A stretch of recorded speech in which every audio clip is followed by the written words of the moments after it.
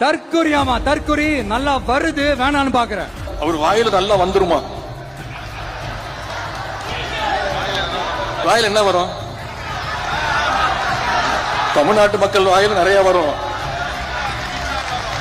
இந்த கவர்ச்சியில மயங்கி மக்கள் நமக்கு ஓட்டு போட்டுட்டாங்களா? நான் என்ன சரி விடுங்க. நம்முடைய தலைவர் சொன்னாங்க, இங்க அமைஞ்சிருக்கிறது ஒரு மாயாஜால கவர்ச்சி ஆட்சி அமைஞ்சிருக்கு அப்படின்னு சொன்னாங்க. சொல்றாரு, அதுல கோவம் வருது அவருக்கு. கவர்ச்சியால தான் ஆட்சிக்கு வந்தீங்கன்னு என்ன பார்த்து சொல்றாங்க அப்படின்னு முதலமைச்சருக்கு சிஎம் சாருக்கு கோவம் வருது.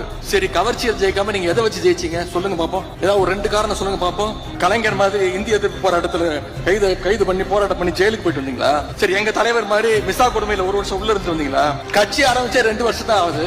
மாநில உரிமைகளுக்காக என்னைக்காவது குரல் கொடுத்திருக்கீங்களா? பின்ன வேற எதை வச்சு நீங்க ஆட்சிக்கு வந்தீங்க? உங்க வேட்பாளர் பேர் உங்களுக்கு தெரியுமா?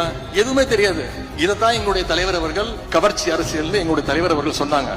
6 மாசம் அமைதியா இருப்போம்னு சொன்னவங்க எல்லாம் 6 நாள் கூட அமைதியா இருக்க முடியல. ஆட்சிக்கு வந்து 1/2 மணி நேரத்திலே ஆரம்பிச்சுட்டாங்க. பாவம், ஒரு கல்யாண வீட்டுல எல்லாம் போய் புலம்பிட்டு இருக்காங்க.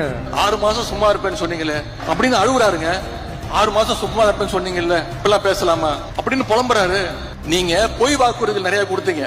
அப்பவே சொன்னோம் இதெல்லாம் நிறைவேற்ற முடியாதுன்னு. அதை செயல்படுத்துவதற்கு தான் உங்களுக்கு 6 மாசம் டைம் அப்படின்னு எங்க தலைவர் சொன்னாரு.